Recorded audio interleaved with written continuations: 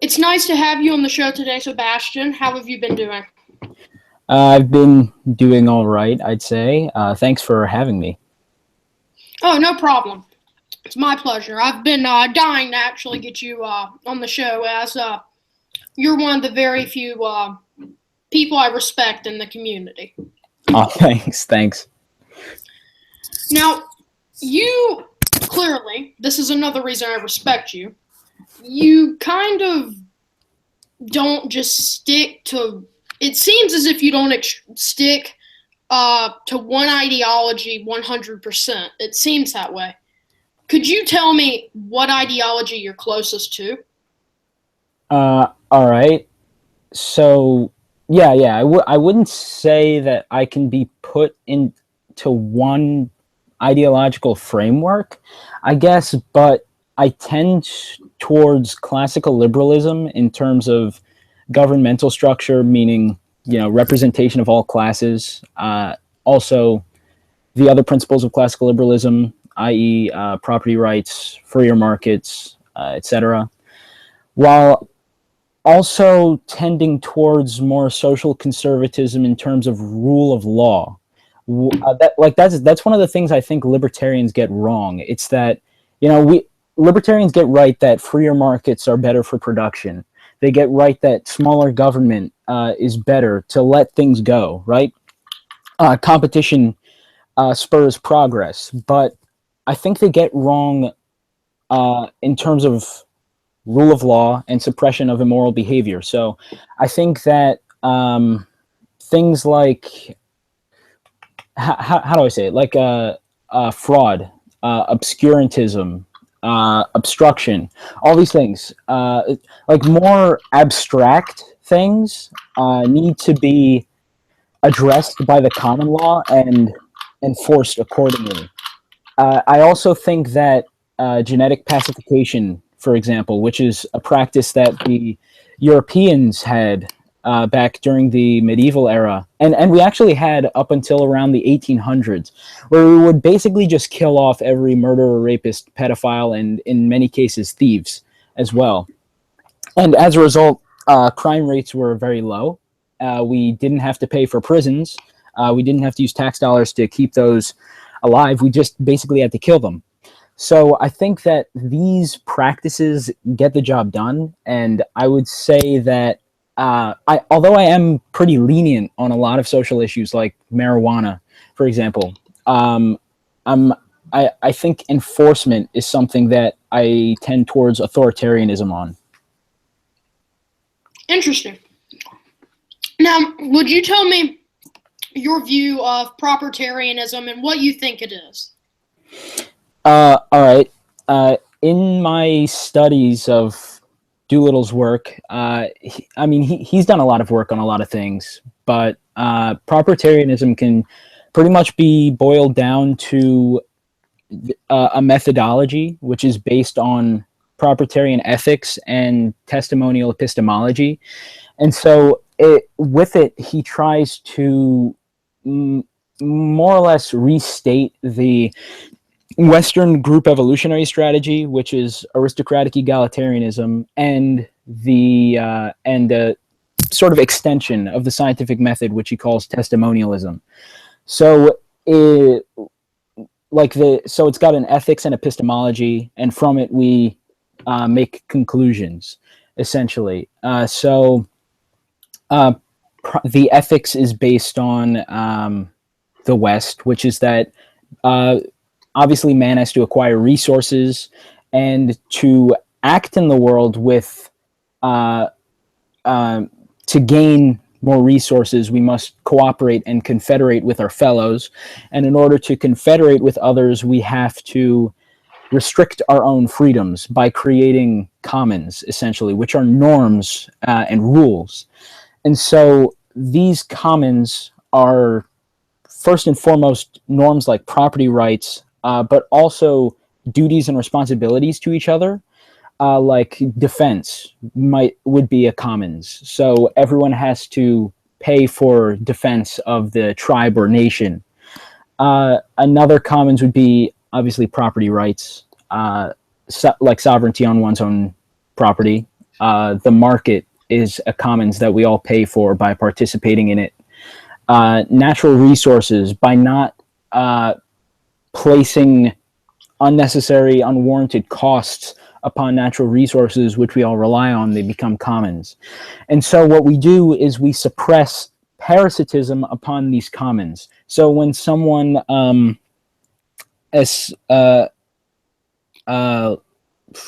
like commits fraud, they're imposing costs upon the informational commons because we all pay opportunity costs by telling the truth. And so when you come in and decide to privatize the commons or not abide by these norms which we've created that help society function, you essentially steal all of our opportunities. All of those opportunity costs we paid, you have stolen them. And so we have to suppress behavior like this, because otherwise the commons mean nothing. And so this he states in scientific terms and applies it to politics, but also testimonialism, which is the epistemology. How he states it essentially is the scientific method, but with a warranty for ignorance, error, bias, and deceit, so as to make it applicable to the social sciences, politics, and law. Because when you come in with new ideas and information, you have to pay due diligence so as not to impose costs upon the informational commons. And this provides a standard for it.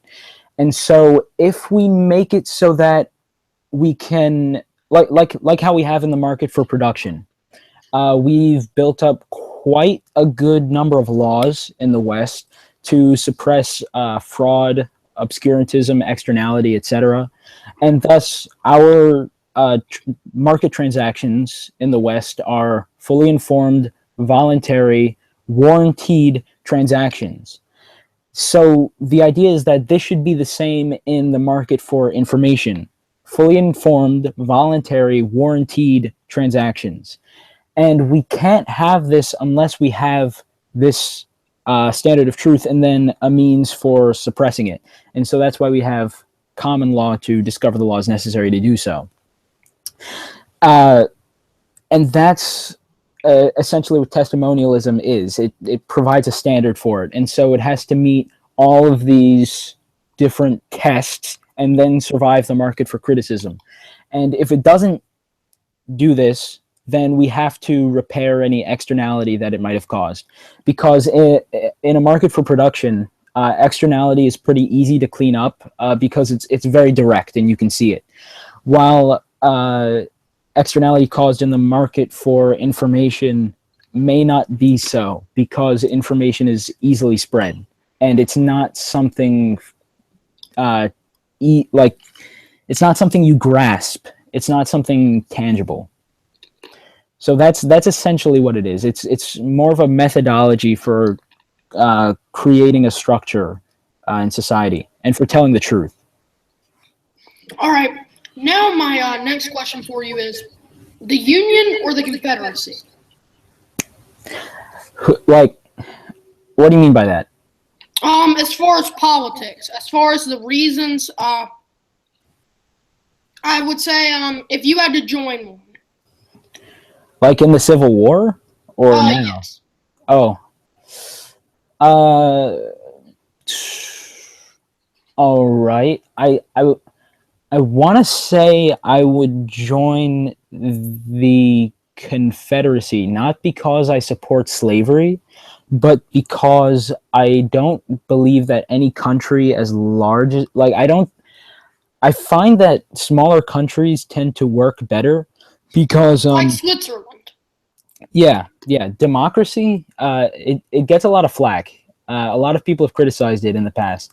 But democracy is really good at one thing, and that's establishing priorities within groups that have similar interests.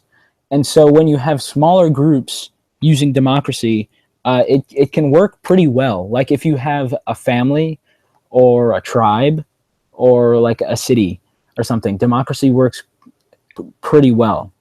But when you have massive countries like the U.S., which are diverse, for one, multicultural, and we allow everyone to vote regardless of property rights, skin color, or gender, we make it so that it's just different group evolutionary strategies trying to get a majority over the other so as to impose their will on each other, which is not ideal. So I would say that I would support Confederate secession because I think that it would have been better if we made two constitutions instead. All right. Now, as far as the land and the natural beauty of the South, the Confederacy, and the Union, which one do you say had more beautiful architecture and natural land beauty? That's difficult because I would like to say that the North probably had better architecture because they have more metropolitan areas and thus a higher rate of they have a bigger population and thus more artists, more architectures, more scientists, and so they and generally speaking they do have better architecture and better cities. But the South does have lots of nature because they're more rural, and so I'd say the North, in terms of architecture, wins, but the South wins in terms of nature. I would have to agree with you on the architecture thing. However, one thing I would personally not fight for either side in the Civil War, not because I'm one of those people that wants to be a normie and not offend anybody, but seriously, you either have the North with the whole collectivizing everything, and then you have the South where, okay, you can be independent, but you have to have other people that are dependent on you. Well, you're dependent on them, but you still own them and such. But I would have to say Southern aristocratic houses are, they're very, that's why. They're very beautiful, to say the least. Yeah, absolutely. But in the North, it's just that there's far more like their cities. Although I don't know, during the time, yeah, I guess they had what someone might call the predecessor to a city. But yeah, they had larger towns and whatnot. So I think they just had, but like by virtue of their having more architecture, they just had better. They just had like higher rates of architecture and thus more architecture that was better in the North. Could you, well, I'm in Latin and I'm extremely obsessed with it and all of that, but could you not only translate your name into English, but also tell us why you picked it and the meaning behind it?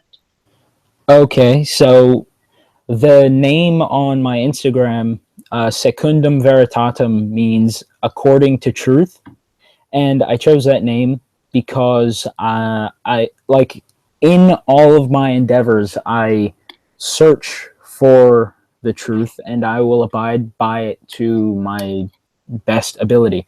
Because if you are not actively seeking the truth and you're not actively correcting yourself and you're not making an attempt to abide by the truth, then you are willfully deceiving yourself and others, which is not a good thing, to say the least. True. Now, ow, I just hurt my knee. But could you explain to me a little bit about your ancestry? This is just I sometimes ask personal questions. It's not only informative, well, this is informative, but I also try to put on a little bit of something different. All right. My ancestry. All right. My mom is 1/4 Indian, like Indian from India, and the rest Jamaican. I don't know much past that, but yeah, like I know the ethnicity, but I don't know much about the history. My dad's side, however, is about half Italian, 1/4 Celtic, and 1/4 Russian Jew. Because my grandmother. Now that's something you don't hear a lot of, a Russian Jew. Yeah. They make the distinction because that's where they were residing at the time. And very famously, we in the West, we had a lot of emigration of Russian Jews because of the communist regime. Stalin persecuted them, essentially. No one likes the Jews, and thus, of course, with authoritarian powers like that, he kicked them out, or persecuted them. He didn't kick them out, sorry, but they left whenever they could. So yeah, the Jews of that population from that time are what we call Russian Jews, essentially. Interesting. Now, one thing I've noticed with the Russians, I always like to talk about this. The Russians, I believe, are pretty crazy people in general.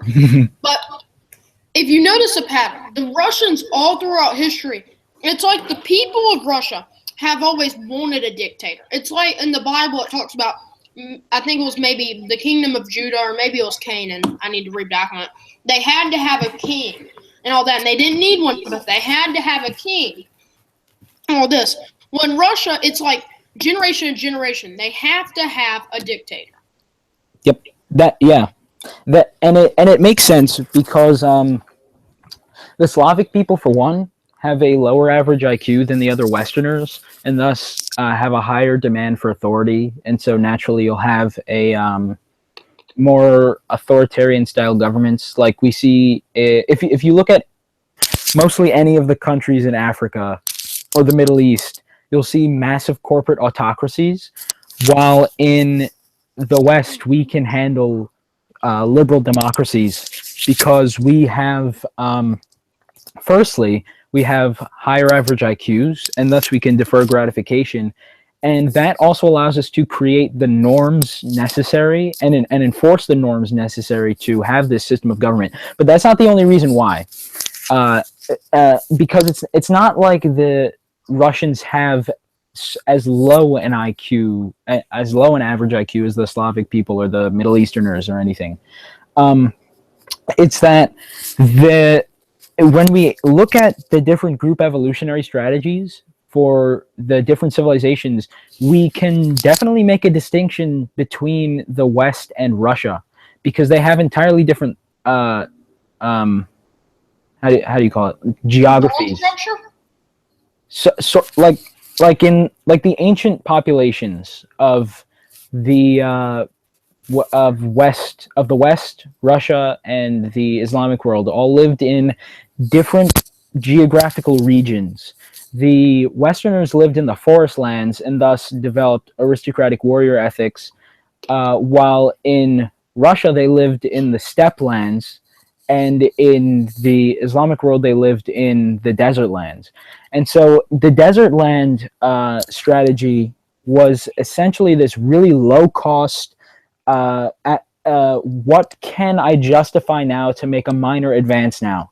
They justified opportunism, essentially, because they have a very harsh landscape, and thus all they want to do is get what they need right away and bring it back to the family. That's a very low cost, high time preference strategy.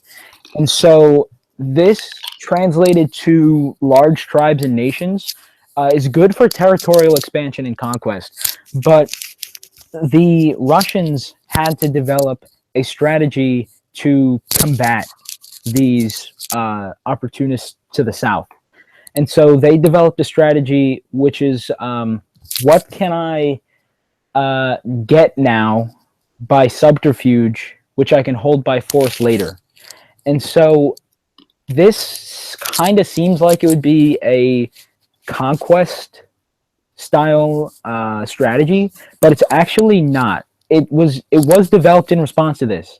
And so it's really a defensive strategy because they would have to hold their land by force, by direct force, because there was so much opposition on all sides from not only Muslims in the south, although they wouldn't have been Muslims at the time. I'm just calling them that, and other nearby tribes. And so that's why they have these sort of dictatorships, essentially, because that's how they've always been.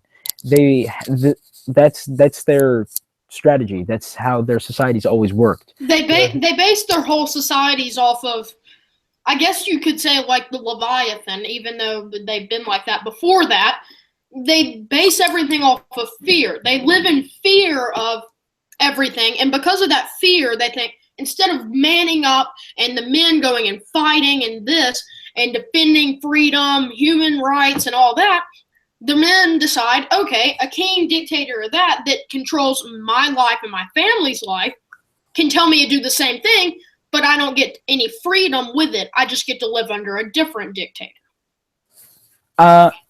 Kinda. I mean, it's not necessarily that they refuse to man up. It's just that that's the most efficient strategy for doing it. Because if you can just have one, like a monocracy where it's just one guy on top, then that's just the most efficient way of getting things done. Because instead of having to put everything to a vote, you can just have one guy arbitrate laws and commands. And so this would be better for holding land. If you're surrounded by opportunists like they were and still are, really. Interesting. Now, I have to ask you, I'm going to turn on my camera so you can get a little bit of a look on them. Right. I'm going to list, you're very intelligent and such. The height of the Germans, they were like, the Germans were like very smart, especially the southern Germans. They were like the very smart people and all that. Tons of inventions came out of Bavaria and just Germany as a whole. Same thing with Italy, but Germany, as far as modern times, has done most of it. Well, modern times is America, but between like, I'd say 1700 something and the 1970s and 80s, Germany's been inventing a lot. But what I'd like to know is I want you to think of the height of each region or country that I say, the height of whatever they were. Like the Bavarians, their height, you could either look at it as their height back in when you think of Bavaria wearing the weird clothes, or you could think of it as the inventions around the 40s. Just ignore the Nazi part. Even though we have to admit the Nazis' technology was extremely advanced. But here I'm going to give you two options at a time, and you're going to say which one you think was better and on what fronts they were better. All right. We're going to use, Kikero.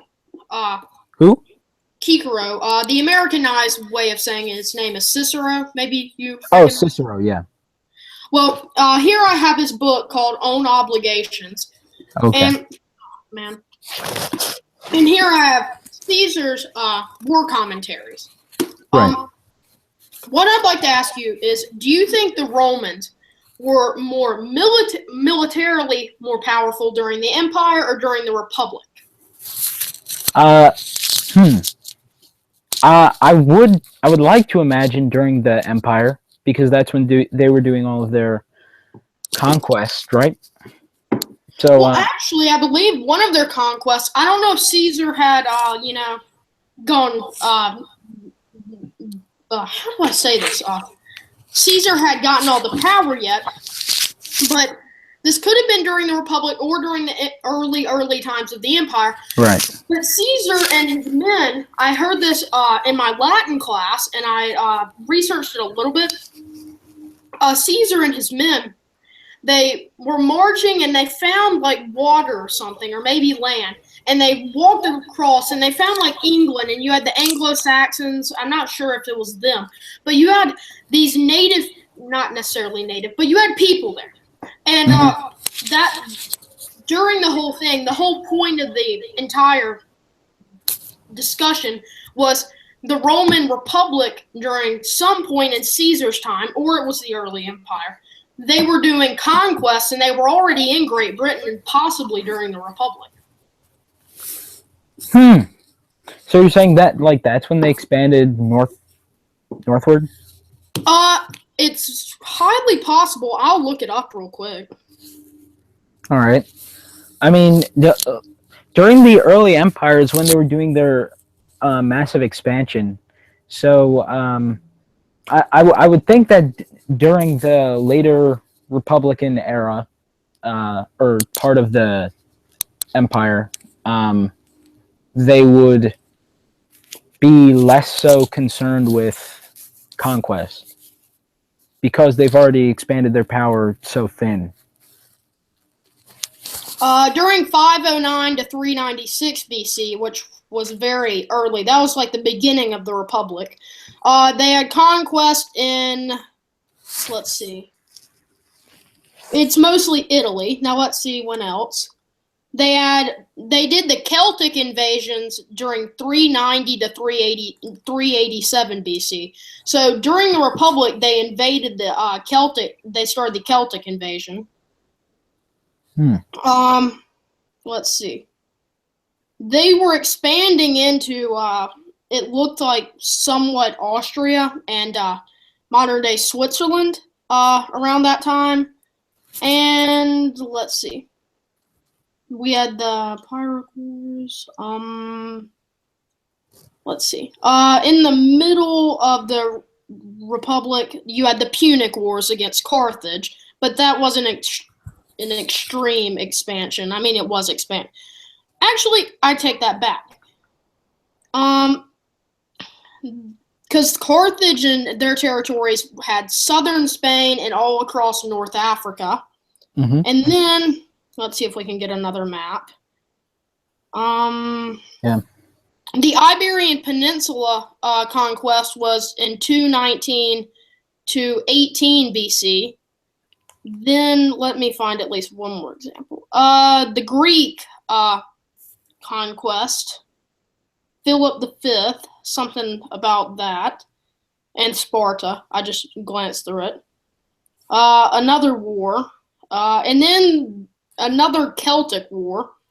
Okay, the new Germanic threat didn't start until 113 to 101 BC, but I believe that a lot of the reason the Germanic people didn't like them is the Romans had already expanded into a lot of the Germanic regions and possibly the Anglo-Saxons, but at least parts of the Germanic regions, which tells you Rome had already expanded into mid-Europe by now. Mm-hmm.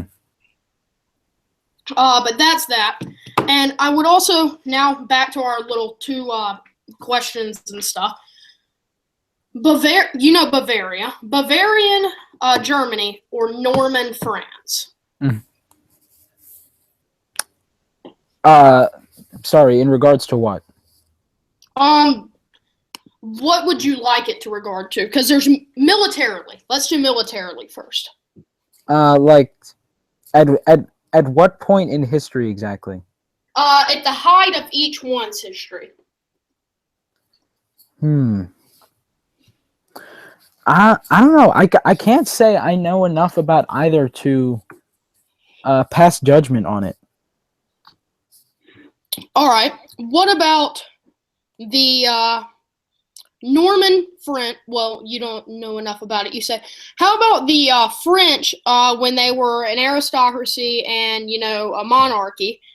Yeah. What about them versus United Germany? United Germany? Yes. Give me a time period. Somewhere between 1700 and 1900. You can pick. Oh. So, like, any time between then? Anytime. Because I would, like, during the early, or, like, late 1800s, they would have been pretty strong militarily, while France, while it had its monarchy, was back in the late 1700s, or at least that's around the time when it ended. So yes, I would think when it ended. Yeah, so I would think that late 19th century Germany would trump France even at its height, or aristocratic France at least. Who do you say? We're saying if you allow these. If I compare somebody from the 1800s to the 1900s, if there's major technological differences, you can kind of imagine if they progressed and such. What would you say? Napoleon and his French deal versus the Nazis. So, like, if Napoleon fought the Nazis? Yes. I don't see how Napoleon could win. I mean, if his technology progressed through time and he existed. Oh, so this is essentially tactics, a battle of tactics. Yes. Then probably Napoleon. I mean, it seems like, although they both made that same mistake of going into Russia during the winter. Exactly. Literally, the two closest people to conquering Europe screwed up with Russia.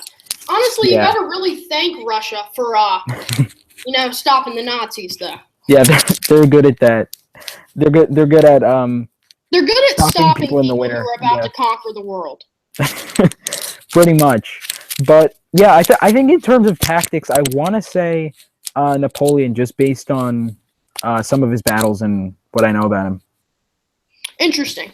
Now, the Vikings, and I'm talking about the ones from Norway, which were like the toughest ones, I believe. All right. What would you say, Norwegian Vikings versus, let's see, trying to think. Oh, these people were around the same time period. You had the Norman French in the 11th century, and that were at their height. And then you had the Vikings that were very powerful in the 11th century, even though they were somewhat on the decline. Who would you say would win? Well, let me first clarify. The Norman French people mostly are descendants of the Norwegian and Swedish Vikings. It's just when King Rollo made a deal with a bunch of people, and they basically took France as their home. Okay. I mean, the thing about the Vikings is that they didn't really do much battling other than ransacking monasteries, which were full pretty much. Yeah, which were full of pacifists. So I don't know how I'd be able to really judge their military might based on their lack of going up against any challenges. Like, imagine if they ransacked like a Tibetan Buddhist monastery, which has trained warriors and martial arts, as opposed to Catholic monasteries. I still don't see the Buddhists coming out of that, because it's like if you put Bruce Lee against a modern MMA fighter of most sorts. I suppose. Although I wouldn't expect all of them to look like to be as good as Bruce Lee. That's true, but a lot of it was like when they start doing kung fu flips and stuff, the Vikings could have thrown a spear at them or just knocked them out with one punch for the most part. Yeah, I suppose. I guess they wouldn't really have been armed that much, would they? So the reason the Romans and the Greeks were so successful on most fronts is some of the Roman legionaries and centurions. The average Roman was fairly short. The Greeks actually weren't as short as most Mediterraneans. However, the Greeks and the Romans, their best warriors were somewhere between like 5'9" and 6'4". And they weren't extremely buff and strong like the Vikings, but they weren't real skinny like the monks and such. They were in just peak physical condition and were like, say, 5'11", 168 or something like that. And they were flexible, fast, strong, and just warriors. Right. And because they figured out a way to balance their powers, and their bodies were meant to be balanced like that.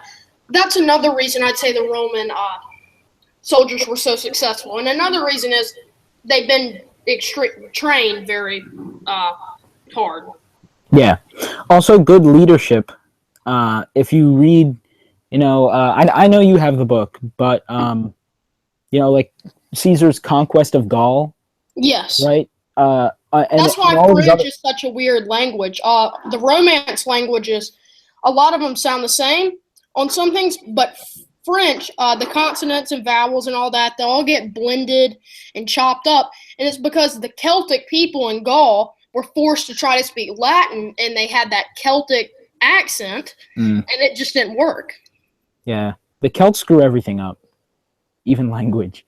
So it's just that Caesar was basically the military genius of his time. Yes. And so with that leadership, that gives them, a big advantage. Now, this is like my favorite question to ask people. Alexander Great and his great army and all of that versus Augustus Caesar's Roman Empire. Who would win?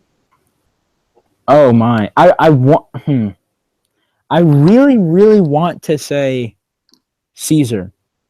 I do. I think he would. Yeah, I think so. I think that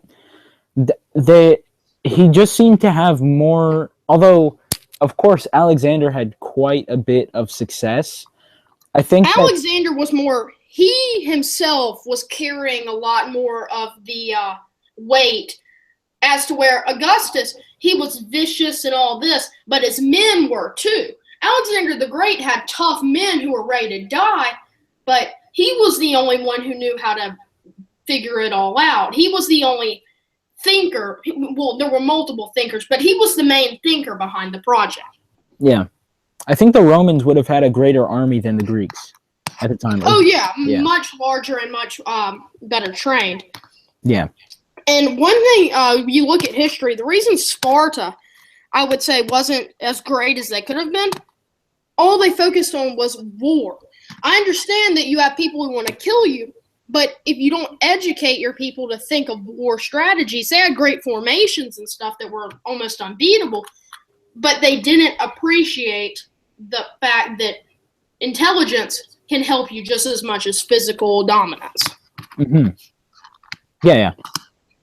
And that's why I'd say the Athenians were very successful in some things they tried, because they were very appreciative of architecture, art, and intellectual things. Yeah. And that's why they prospered. Yeah, their city is named after the goddess of wisdom, so it's to be expected. Now, here's my last question before I let you go. All right. Who would win? Here's the question. The Nazis, if they didn't get defeated by the Russians and all that in the cold, and they prevailed, what do you think the world would be like? All right, even if they prevailed in the Russian, even if they didn't get just decimated, they wouldn't have been in good shape, because that would have taken a huge toll on them. There's no way it could have been a decisive victory. It would have been. They weren't in shape after 1943. Yeah, they would have taken a big hit even if they did win. So I'm thinking that the West would still edge out a victory over Germany. I'd actually say we'd even have an easier victory, because even without the whole cold weather thing, the amount of effort they'd have to put in to beat Russia and the amount of men that would die, they wouldn't be up for it. We could just go in there, and by that time, we probably could have developed another nuke and just wiped them off. Yeah, if it really came down to that, we could have, pulled a Hiroshima on them. Basically. Now, I want to thank you for coming on the show this evening, Sebastian. It'd be great to have you back sometime, and thank you. Yep. All right. Thanks for having me. No problem.